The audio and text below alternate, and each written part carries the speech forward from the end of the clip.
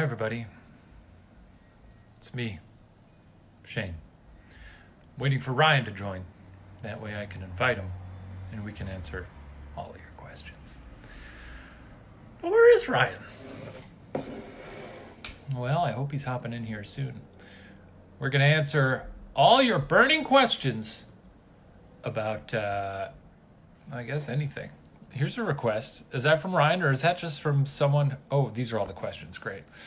Yeah, he's going to hop on in here. We're going to... Oh, there's Ryan. He's screaming at me.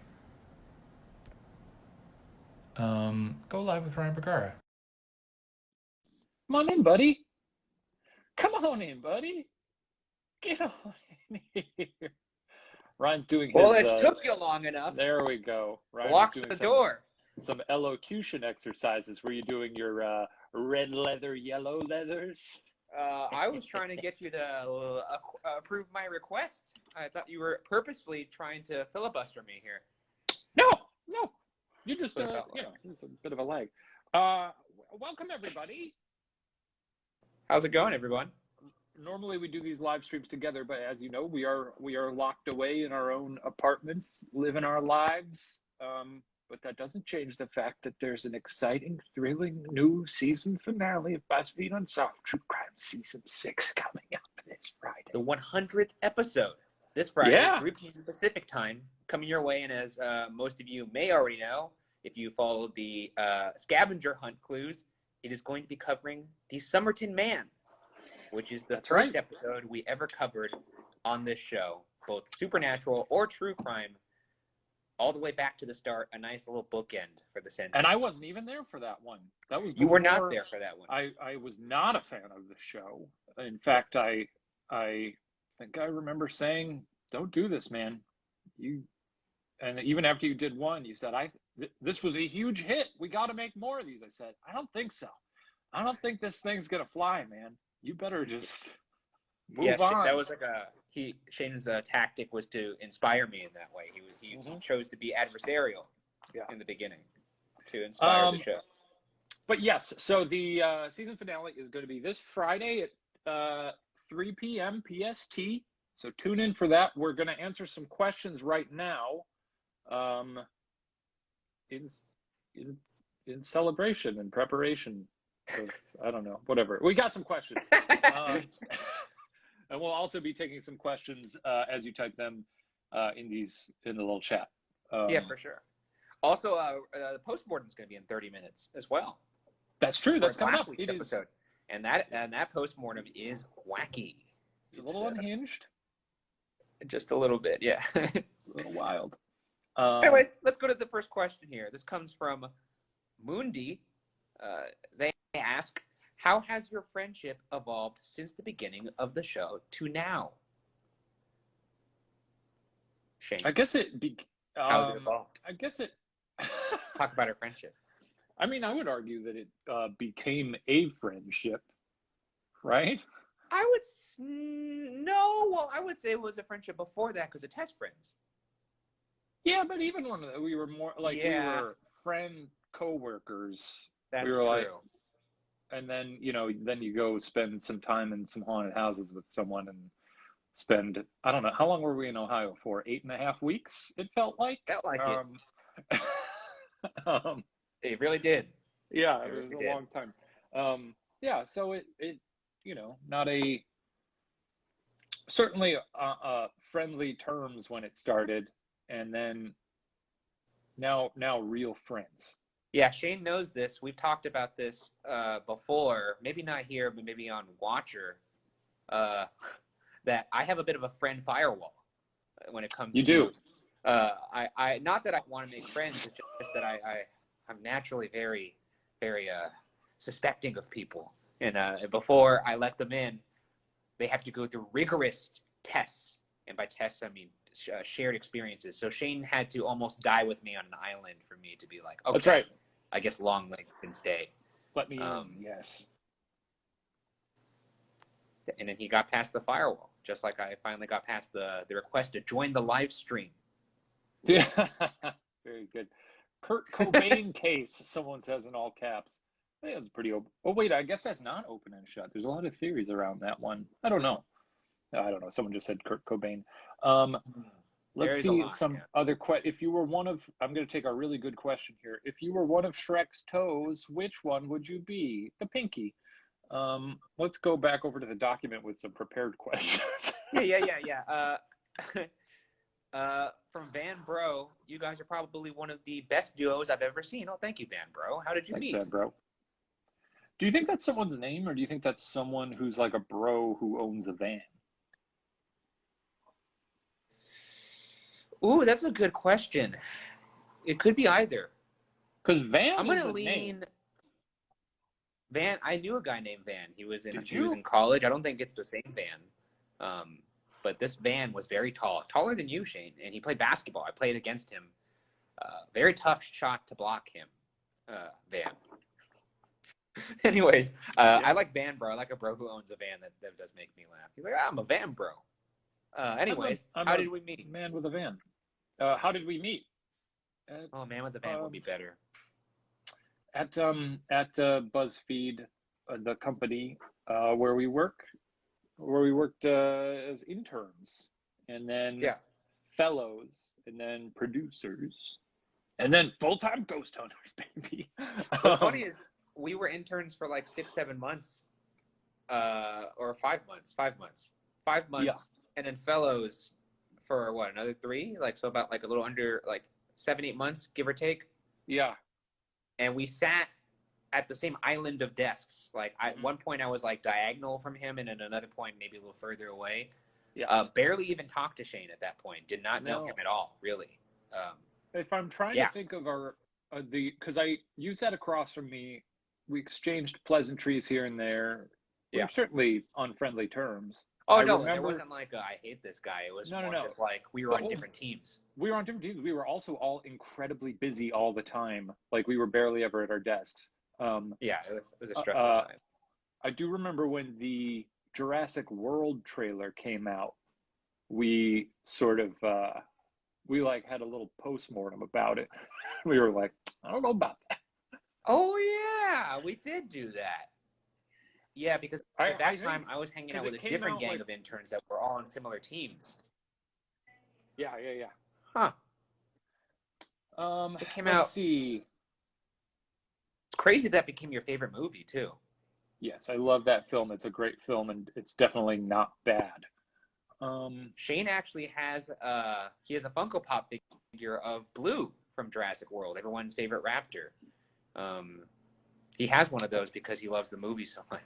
That might have gotten thrown out. I don't know what that is. Reminder for anyone just joining: this is a fun little Q&A we're doing in celebration of the upcoming 100th episode this Friday, the season finale about the Somerton Man, airing at 3 p.m. PST.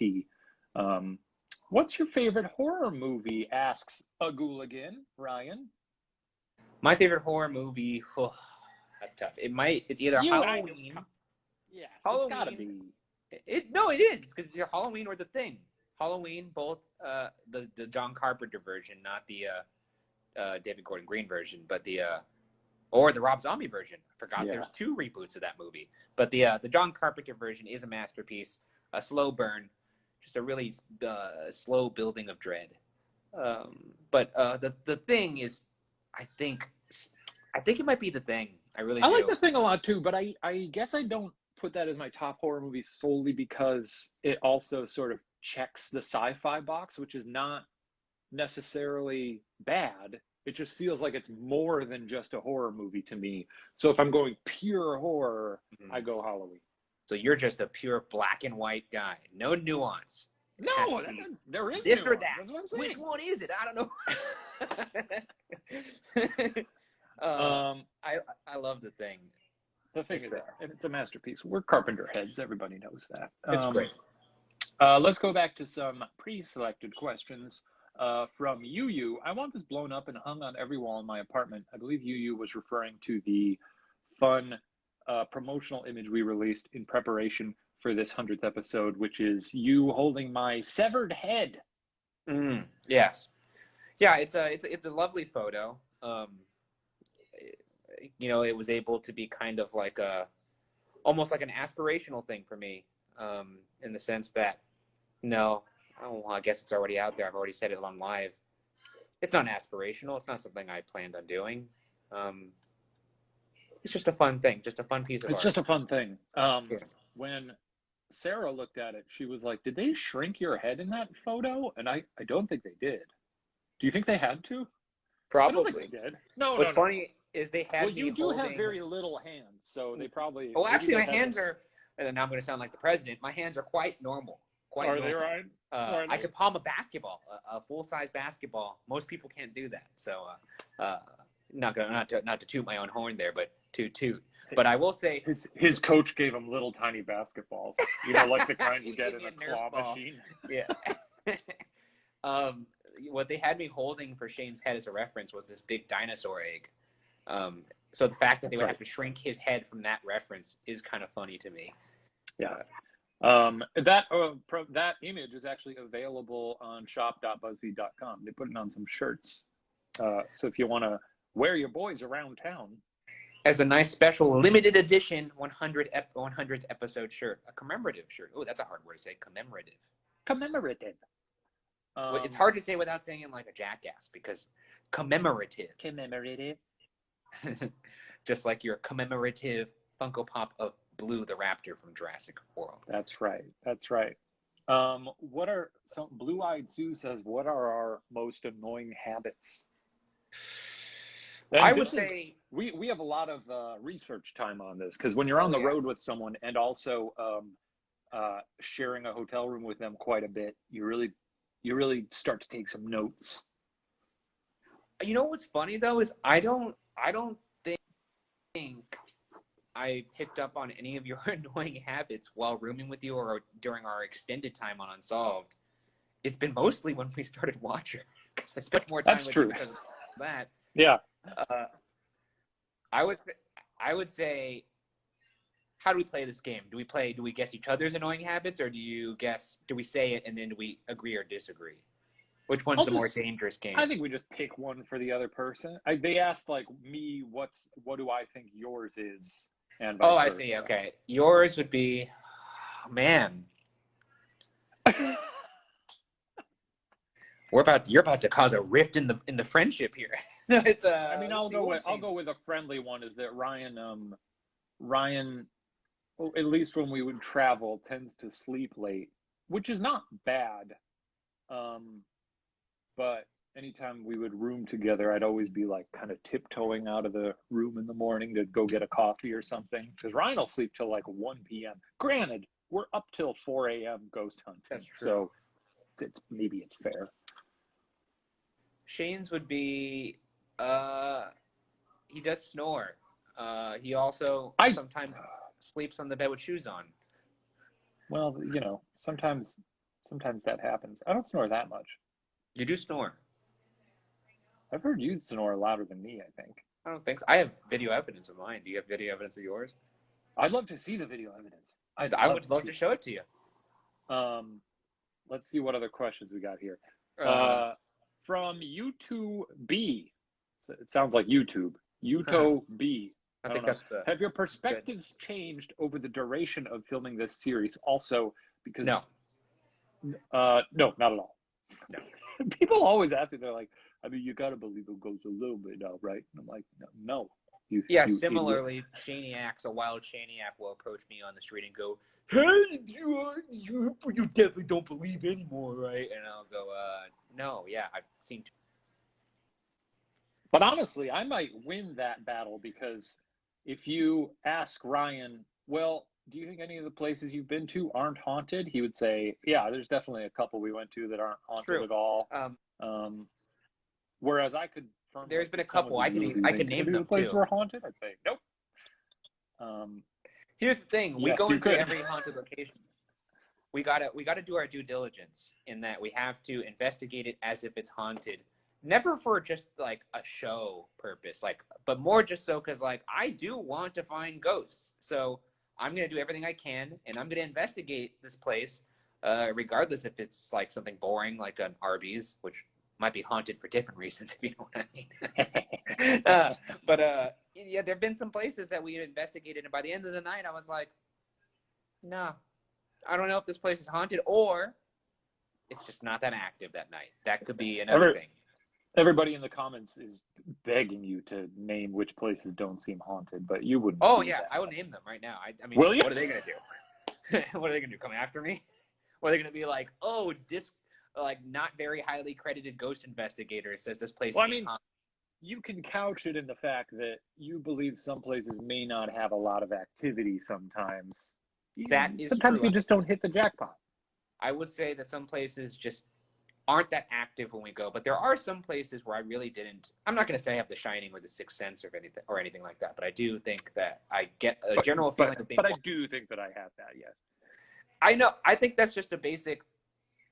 That's not so much a Sixth Sense that applies to ghosts. Now we're getting on a wild tangent, but I will say I've seen research of that humans could tell when they're being watched by other humans. Mm-hmm. Did you know that? There's like a basic. Yeah, it's like there's like a sixth sense behind your kneecaps or something. No, something like basically the test was, I forget where it was conducted, but they had a person sitting in a chair looking one way, and then they had a humans come in and then look at them and not look at them, and they were able to say when pretty accurately they were getting looked at. All right, well, enough stalling. Which places do you feel you were not being watched? Moon River. Mm-hmm. Moon River, a wonderful brewery. You should still go there. Which is great because don't go there now. That may or may not have had another prominent ghost hunting team that went there where stuff went down. Yeah. Goatman's Bridge. I mean, it certainly ain't haunted anymore. Yeah, because now there's new ownership. Under new ownership, we killed all the ghosts and demons there. Yeah. Let's see. What else? What another place? Other ones that jump out to me. Those are the two that really stick out in my head. Mm-hmm. Yeah. For all the new joiners, this is a fun little Q&A we're doing in preparation of the exciting season finale coming up on Friday at 3 p.m. PST. We're going to be digging into the Somerton Man, which is the first episode ever, but a revisit. Because the first episode, that was only like 5 minutes? It was like 3-4 minutes. Yeah. Really short. Not that much. It was like a very much a broad look at the case, just the broad strokes. Yeah. And now we got in there with our little tiny artisan brushes. And this is a bespoke episode that we've turned out for you for this Friday. It's a fun one. It's there's been new developments in the case too, which I think warrants a second look, a closer look, a deep dive. And I'm happy with how the episode came out, and I'm happy with the theories that we posit. And there are some crazy twists and turns in theories that haven't been done before in the show. One in particular, I know has not happened on any case we've covered. And it's crazy. And when's to the help last you, time you won't went have back? to guess which turn, because I say when's the last time you went back in an even crazier turn. Yeah. When's the last time you went back and watched the first episode? Because the thought of even paring that down to 5 minutes feels it feels like how could you even possibly? Yeah, I mean, I watched it. I think after we filmed the new episode, because I didn't want there to be any kind of like accidental I guess meeting of my past mind with my mind now. I thought it'd be interesting to have 2020 Ryan go head to head against, would it be 2016 or 2017? When did it? I have no idea. 2016. I feel like 2016, right? It was 2016, yes. Yeah. Wow. 2017 was when we went to London. This is crazy. 4 years, man. Holy moly. But yeah, if you guys don't know what we're talking about and you just joined right now, we're talking about the 100th episode of Buzzfeed Unsolved that goes up this Friday at 3 p.m. Pacific time, revisiting the first case we ever covered, the Somerton Man. Man, what a case. February of 2016. They're confirming it in the comments for us. Someone says we should go to the Biltmore Hotel. That's very haunted. Oh, yeah, the Biltmore Hotel. We went there briefly for the Black Dahlia case. Brent and I walked around it. Yeah. Back in the day before we actually investigated places or even were able to go to the locations, we would just go in with a cell phone and a little like gimbal thing, like a thing to make smooth recording, and we would just walk around and shoot what we referred to as unsolved B-roll, which is walking around a gift shop with people in it, looking pensively at like knickknacks and cracks on the floor. This is coming up a lot. We also had a question about this. When is the next ghost hunting episode? Well, we're sort of locked down at the moment. Yeah, that's a little tough at the moment. It's kind of hard to remote ghost hunt. I guess as someone, I FaceTimed a building owner and they just walked around with me, and I screamed from the phone, "Is there anybody here with me right now?" And then the ghost would be like, Wi-Fi's down. Yeah. There are plans for Supernatural to return. It's just sort of like the rest of the world, on hold very briefly. So more updates as that develops. Let's see, any other questions here? A lot of places suggesting, a lot of people suggesting places to investigate. Aubrey Martinez, what was your favorite case to cover thus far out of all of the episodes? True crime, DB Cooper. Supernatural. Man, I really love the Winchester house just because of the whimsy that's present there. And I'm also kind of like an architecture nerd, so I just love that place. Yeah. I'm trying to think. What was the most fun? You know what I really liked that it's easy for me to forget because it was freezing when we shot there, but Ohio State Penitentiary. Yeah. Is that what it was called? Ohio State Reformatory Penitentiary? I don't know. But yes, that one from the Shawshank prison.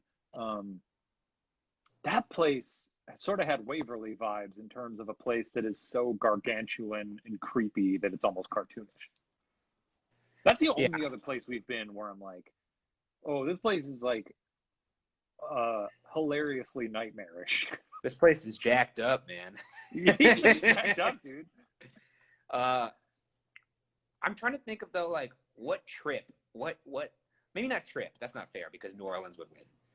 But what location did we go to where you actually were like, this was a lot of fun? I mean, we have fun in all of these, honestly, but like which one was the most fun? And I'm trying to think back, and that's like really, really vexing me at the New moment. Orleans trip was probably it, right? Because it was like we did that voodoo episode. Voodoo was a lot of fun. That Bloody Mary was incredible. But we had done Salem, and we're like in a snowstorm, and then flew down to New Orleans where it was like 80 degrees. But I'm saying like location, like which location when we were there investigating it did you actually have the most fun? Because I would say Voodoo, because for me, when I research these cases in these haunted houses, I do look very deep into the lore of the place, so I know most of everything.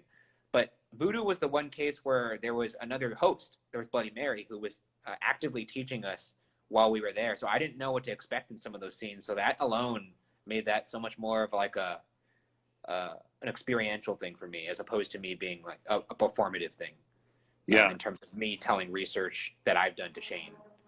Yeah, I'm trying to think which location we've had like the most fun at. Like during a hunt specifically. Ooh, Hannah Williams was also really fun too, even though that was just my home. I was also out of my mind on cold medicine during that, so I don't remember a lot of that. Hopped up on also, I don't know. It was fun because it was fun to have that obelisk there, but I also was like, I'm so tired of. It was exhausting for me because you and AJ just got in your little feedback loop. And I was like, oh. I mean, he was saying some crazy stuff, man. Some stuff that would be hard to tell. So were you. I don't know. Bel Air House was also fun. That was, because we found beer in the fridge. Yeah, Shane and I were drinking beer and eating pizza in a haunted, demonic house. And also, behind the scenes of that shoot, we got to watch two of our crew members get into a funny little fight. Not like a serious one, but one that we still joke about to this day. Yeah, it was intense. It was a pizza argument.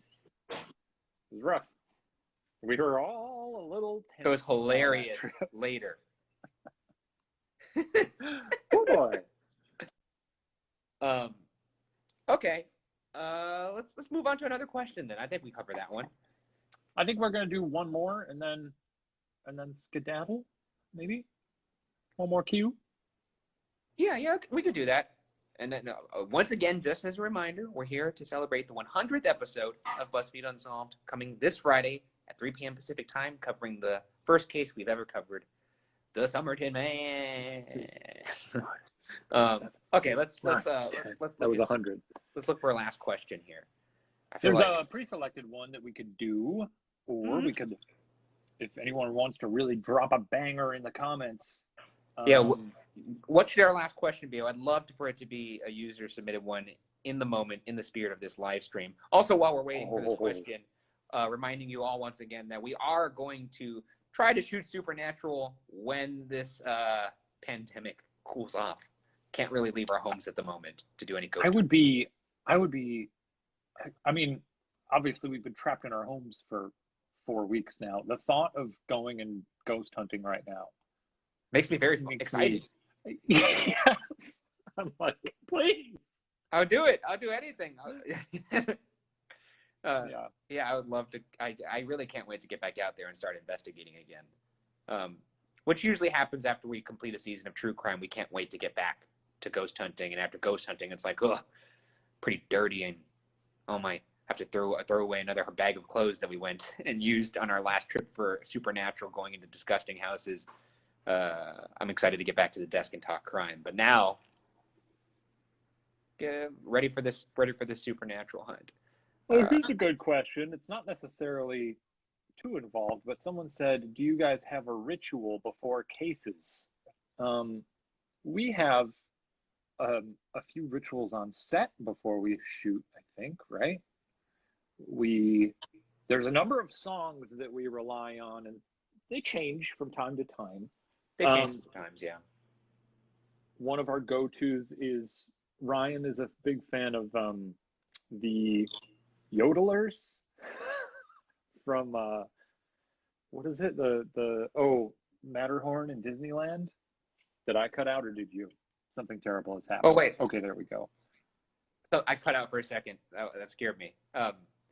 Yeah, the Matterhorn yodelers from the Disneyland Classics album, where it's like it's soundtracks of all the rides at Disneyland, and we listen to that for some reason. I don't know why it started. It started at the Dauphine Hotel randomly.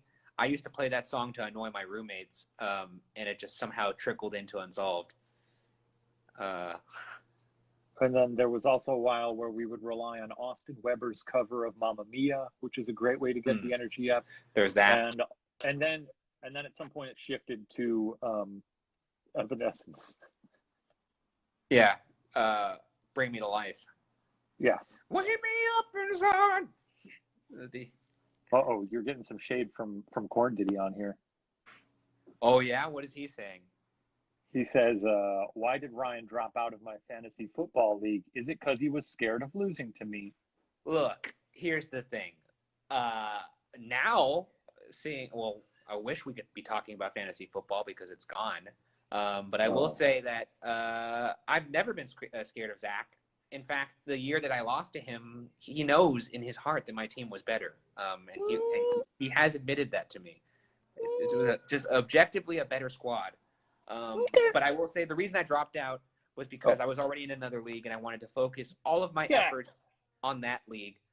Because the year before that, I had won that league and lost in Zach's league. And I just felt like, let's repeat here. Of course. Yeah. That makes sense. Yeah. Well, that does it for our fun little Q&A. Reminder, the season finale of Buzzfeed Unsolved airs this Friday at 3 p.m. PST. We're covering the Somerton Man. It's going to be a real barn burner, folks. I don't say that lightly. Ryan knows I don't say that lightly. You say it almost all the time, but yeah, you do mean it every time. Often. Yeah. You mean it every time. And we got a postmortem going up right now. What timing? Good stuff. Oh yeah, it's going up in 1 minute. Buckle your seatbelts. There was something in the air that day in our houses because the windows were closed. I don't know, man. Also, as Zach said, Speed Racer is a good film. Thanks for tuning in, everyone. We'll see you again soon, and we'll see you Friday for that fun little finale. Bye bye. See you guys later. Thanks for joining. Now let's